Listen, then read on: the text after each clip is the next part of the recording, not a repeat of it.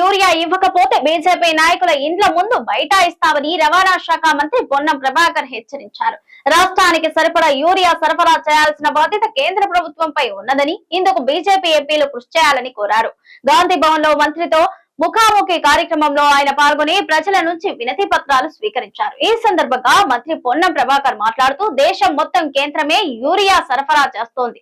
కేంద్రం యూరియా ఇస్తే రాష్ట్రాలు పంపిణీ మాత్రమే చేస్తాయని తెలిపారు. తెలంగాణకు సరిపడా యూరియా ఇవ్వకపోతే బీజేపీ నాయకుల ఇండ్ల ముందు బైఠాయిస్తామని రవాణా శాఖ మంత్రి పొన్నం ప్రభాకర్ హెచ్చరించారు. రాష్ట్రానికి సరిపడా యూరియా సరఫరా చేయాల్సిన బాధ్యత కేంద్ర ప్రభుత్వంపై ఉన్నదని, ఇందుకు బీజేపీ ఎంపీలు కృషి చేయాలని కోరారు. గాంధీ భవన్ లో మంత్రితో ముఖాముఖి కార్యక్రమంలో ఆయన పాల్గొని ప్రజల నుంచి వినతి పత్రాలు స్వీకరించారు. ఈ సందర్భంగా మంత్రి పొన్నం ప్రభాకర్ మాట్లాడుతూ, దేశం మొత్తం కేంద్రమే యూరియా సరఫరా చేస్తోందని, కేంద్రం యూరియా ఇస్తే రాష్ట్రాలు పంపిణీ మాత్రమే చేస్తాయంటూ తెలిపారు.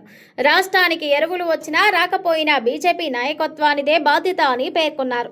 రాష్ట్రానికి అవసరమైన యూరియా సరఫరా చేయాలని ముఖ్యమంత్రి, మంత్రులు అనేక సార్లు కేంద్రానికి విజ్ఞప్తి చేసినట్టు వెల్లడించారు. రాష్ట్రంలో బీజేపీ ప్రభుత్వం లేదని విపక్ష చూపుతున్నారని ఆరోపించారు. యూరియా ఎరువులపై కేంద్రంలో ఏ మంత్రిని అయినా కలవడానికి సిద్ధంగా ఉన్నామని పేర్కొన్నారు. ఎరువుల కేటాయింపుల లేకపోతే బరాబర్ కేంద్రంతో కొట్లాడతామంటూ స్పష్టం చేశారు. రామగుండంలో ఉత్పత్తి అయిన ఎరువులు పూర్తి స్థాయిలో తెలంగాణకు ఇవ్వాలని డిమాండ్ చేశారు. ప్రస్తుతం రేషన్ కార్డులపై ఎలాంటి దరఖాస్తు రావడం లేదని, భూ సమస్యలు, కొత్త పెన్షన్లపై వస్తున్నట్టు తెలిపారు. ఈ నెల 29 నుంచి వ్యవసాయ పనులు మొదలవుతాయని, విత్తనాల సరఫరా, ఎరువుల పంపిణీ జరుగుతోందని మంత్రి పొన్నం ప్రభాకర్ చెప్పారు.